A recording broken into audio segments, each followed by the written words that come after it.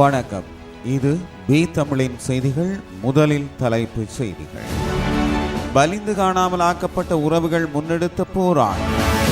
கவர்ச்சிகரமான இலங்கையை இனி பார்ப்பீர்கள், ஜனாதிபதி அனுர பணிப்புரை.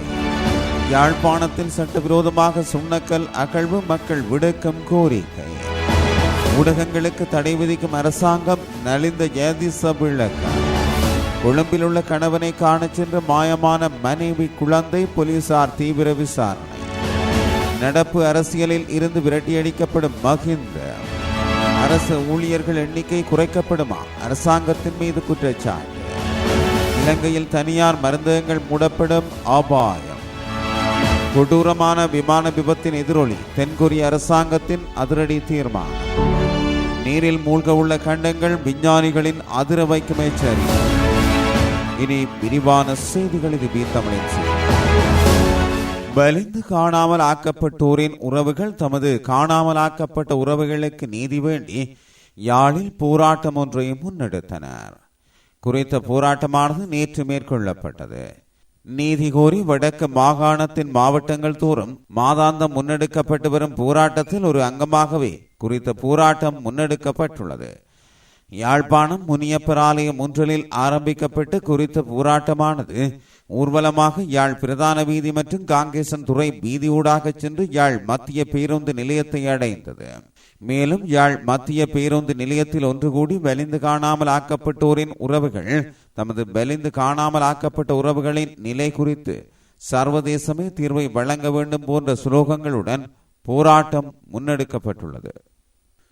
சுற்றுலா பயணிகள் கவரக்கூடிய இடமாக நாட்டை மாற்றுவதற்கு தேவையான திட்டங்களை விரைவாக நடைமுறைப்படுத்துமாறு ஜனாதிபதி அனுரகுமார திசநாயக்க அதிகாரிகளுக்கு பணிப்புரை விடுத்துள்ளார்.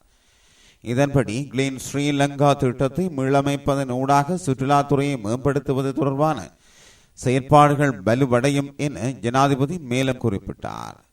நேற்றைய தினம் ஜனாதிபதி அலுவலகத்தில் இடம்பெற்ற கலந்துரையாடலில் கலந்து கொண்டு கருத்து தெரிவிக்கும் போது ஜனாதிபதி எவ்வாறு தெரிவித்தார். இதேவேளை ஆசியாவின் மிகவும் பெருமதிமிக்க மற்றும் பசுமையான தீவாக இலங்கையை நிலைநிறுத்துவது பற்றியும் இதன்போது விரிவாக ஆராயப்பட்டது. சுற்றாடல் மற்றும் கலாச்சார துறைகள் மூலம் சுற்றுலாவை மேம்படுத்துவது குறித்தும் இந்த நாட்டில் சுற்றுலாவை மேம்படுத்துவதில் முறையான மற்றும் முறைசாரா துறைகளில் உள்ள அனைத்து தரப்பினர்களையும் ஒன்றிணைப்பது குறித்தும் கவனம் செலுத்தப்பட்டது. யாழ்ப்பாணத்தில் சட்டவிரோதமான முறையில் மேற்கொள்ளப்படும் சுண்ணக்கல் அகழ்வு குறித்து இதுவரை நடவடிக்கை எடுக்கப்படவில்லை என பிரதேச மக்கள் கவலை தெரிவித்துள்ளனர். தென்மராட்சி பகுதிகளில் உள்ள தனியார் காணிகளிலேயே சுண்ணக்கல் உள்ளிட்ட கனிமங்கள் சட்டவிரோதமான முறையில் அகழ்ந்து எடுத்துச் செல்லப்படுகின்றன. தென்மராட்சியில் குறிப்பாக மந்துவில், வேம்புராய் பகுதிகளில் தனியார் ஒருவர் பெருமளவான நிலப்பரப்பினை வாங்கி தனது காணிக்குள் மண், சுண்ணக்கல் போன்றவற்றை அகழ்ந்து விற்பனை செய்து வருகின்றார்.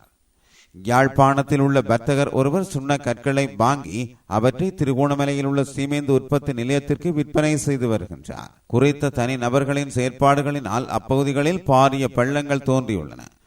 தமது காணிகளில் கனிம வளங்களை அகழ்ந்தவர்கள் தற்போது அரச காணிகளிலும் தமது கைவரிசையை காட்ட தொடங்கியுள்ளனர். யாழ்ப்பாண குடாநாட்டில் உள்ள நீர்வளத்தை சேமிக்க பிரதான அச்சாணியாக சுண்ணக்கல் காணப்படுகிறது. இது நீரினை தேக்கி வைக்க உதவுகிறது. இங்கு மழை நீர் மூலம் ஊடுருவும் முழு நிலத்தடி நீரும் நன்னீராக மாறுகின்றது. கடல் மட்டத்துக்கு கீழே உவர் நீரும் கடல் மட்டத்துக்கு மேலே நன்னீரும் காணப்படுகிறது. அவ்வாறான நிலையில் சட்டவிரோதமான முறையில் பெருமளவில் சுண்ணக்கல் அகழ்வு இடம்பெறுவதால் நிலத்தடி நீர் உவராகும் வாய்ப்பு அதிகமாக உள்ளது. இந்த நிலையில் அதனை கட்டுப்படுத்த வேண்டும் என பல தரப்பினரும் கோரி வந்த நிலையில் கடந்த மே மாதம் 30ஆம் தேதி யாழ் மாவட்ட செயலகத்தில் இடம்பெற்ற ஒருங்கிணைப்பு குழு கூட்டத்தில் சட்டவிரோதமான முறையில் 2 முதல் 3 மீட்டருக்கு மேல் ஆழமாக சுண்ணக்கல் அகழப்பட்டு யாழ் மாவட்டத்தில் இருந்து அனுமதியற்ற முறையில் வர்த்தக நோக்குடன் பிற மாவட்டங்களுக்கு சுண்ணக்கல் எடுத்து செல்லப்படுகிறது என நாடாளுமன்ற உறுப்பினர் சி ஸ்ரீதரன் குற்றம் சாட்டி அதற்கு நடவடிக்கை எடுக்குமாறு கூறினார். அதனைத் தொடர்ந்து ஜூன் மாதம் குறித்த பகுதிகளை அப்போதைய ஒருங்கிணைப்பு குழு தலைவரான டக்ளஸ் தேவானந்தா நேரில் சென்று பார்வையிட்டிருந்தார். ஆனாலும் எந்த நடவடிக்கையும் எடுக்கப்படாத நிலையில் தொடர்ந்தும் சுண்ணக்கல் அகழ்வு இடம்பெற்று வருகிறது. இது தொடர்பில் கடந்த சில வாரங்களுக்கு முன்னர் தேசிய மக்கள் சக்தியின் நாடாளுமன்ற உறுப்பினரும் அகழ்வுகள் இடம்பெறும் பகுதிகளை நேரில் சென்று பார்வையிட்டு அகழ்வு பணிகளை இடைநிறுத்த விரைந்து நடவடிக்கை எடுப்பேன் என அப்பகுதி மக்களுக்கு உறுதியளித்திருந்தார். அகழ்வு பணிகளை இடைநிறுத்த விரைந்து நடவடிக்கை எடுப்பேன் என அப்பகுதி மக்களுக்கு உறுதியளித்திருந்தார். இருப்பினும் இன்னமும் அகழ்வு பணிகள் தொடர்ந்து நடைபெற்று வருவதனால் தமது பகுதியை காப்பாற்ற உடனடியாக சம்பந்தப்பட்ட தரப்பினர் நடவடிக்கைகளை எடுக்க வேண்டும் என கோரியுள்ளனர்.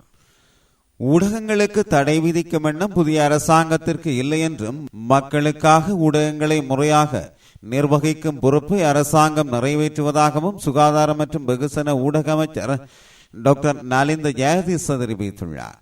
இலங்கை ஒலிபரப்பாளர்கள் சங்கத்தின் பிரதிநிதிகள் குழுவுடன் ஊடக அமைச்சில் இடம்பெற்ற கலந்துரையாடலில் கலந்து கொண்ட போதே அவர் இதனை தெரிவித்தார். இலங்கை ஒலிபரப்பாளர்கள் சங்கத்தின் யோசனைகள் மற்றும் ஆலோசனைகளை அமைச்சரிடம் முன்வைத்து பல கோரிக்கைகளை கலந்துரையாடும் நோக்கில் ஒலிபரப்பாளர்களின் ஒன்றியம் விடுத்த கோரிக்கைக்கு அமைய இந்த கலந்துரையாடல் இடம்பெற்றது. அங்கு சங்கத்தை பாதிக்கும் வகையில் தற்போது வரைவு செய்யப்பட்ட சட்டம் மற்றும் தற்போதுள்ள சட்டங்களில் உள்ள சில குறைபாடுகள் குறித்து அமைச்சரிடம் தெரிவிக்கப்பட்டதுடன் சங்கத்தின் பிரதிநிதிகளை பாதிக்கும் பொதுவான சில விடயங்கள் குறித்தும் விவாதிக்கப்பட்டது. கொழும்பில் வேலை செய்யும் தனது கணவனை காணச் சென்று காணாமல் போன மனைவி மற்றும் குழந்தை இன்று வரை கிடைக்கவில்லை என குறித்த கணவன் போலீசில் முறைப்பாடு பதிவு செய்துள்ளார். சம்பவம் தொடர்பில் மேலும் தெரிய வருகையில் கடந்த 27ஆம் தேதி கொழும்பில் தொழில் செய்யும் தன் கணவனை சந்திப்பதற்காக மாத்தறையில் இருந்து கொழும்பு நோக்கி தன் குழந்தையுடன் பேருந்தில் அதிவேக சாலையூடாக கடவத்தை வரை வந்துள்ளார்.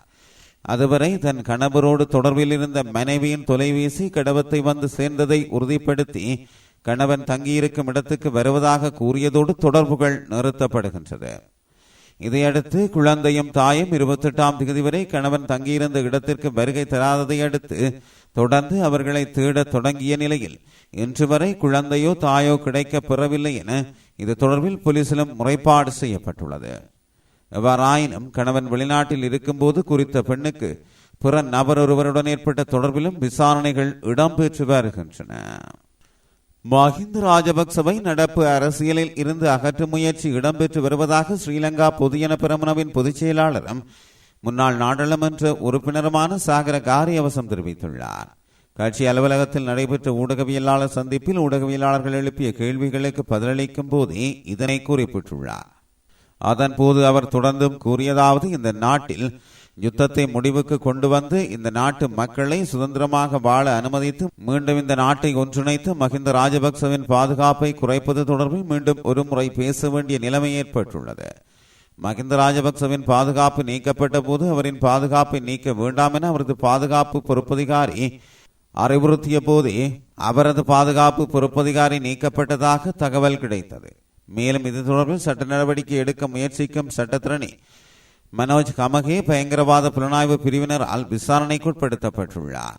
இந்த நாட்டில் இதுவரை நடக்காத அடக்குமுறை இது. ஒரு வாடிக்கையாளரை பிரதிநிதித்துவப்படுத்தும் வழக்கறிஞர் ஒரு பயங்கரவாத விசாரணை பிரிவு அல்லது காவல்துறையால் ஒருபோதும் விசாரிக்கப்படவில்லை என்றார். அரசாங்க ஊழியர்களின் எண்ணிக்கையை 36% குறைப்பதற்கு தேசிய மக்கள் சக்தி அரசாங்கம் திட்டமிட்டுள்ளதாக குற்றம் சுமத்தப்பட்டுள்ளது.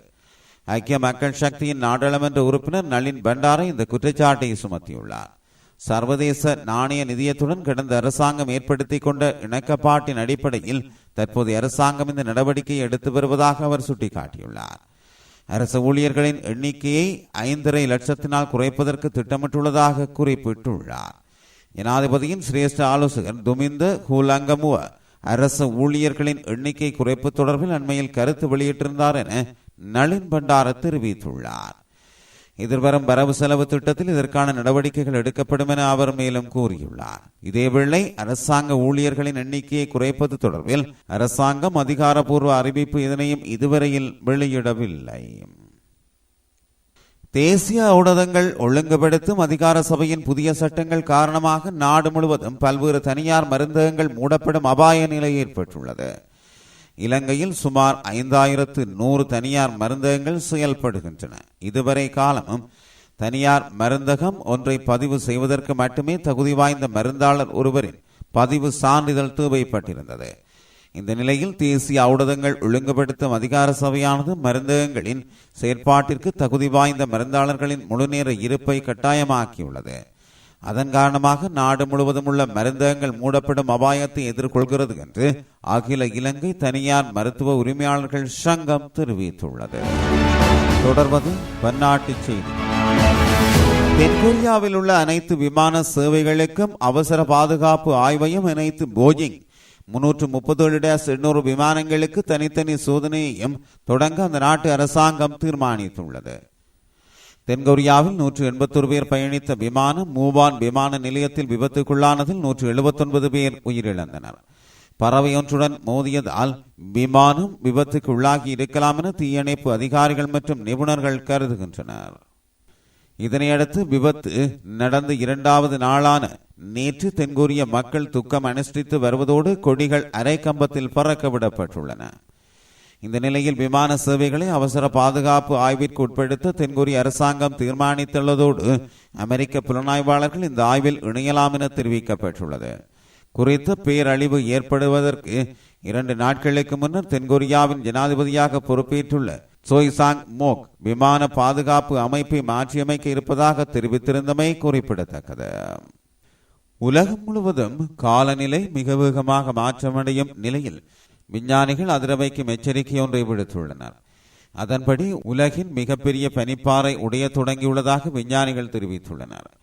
கடந்த 1986 ஆண்டு அண்டார்டிகாவில் உள்ள பில்சனர் பனிக்கட்டியில் இருந்து இந்த பனிப்பாறை உடைந்து பிரிந்தது.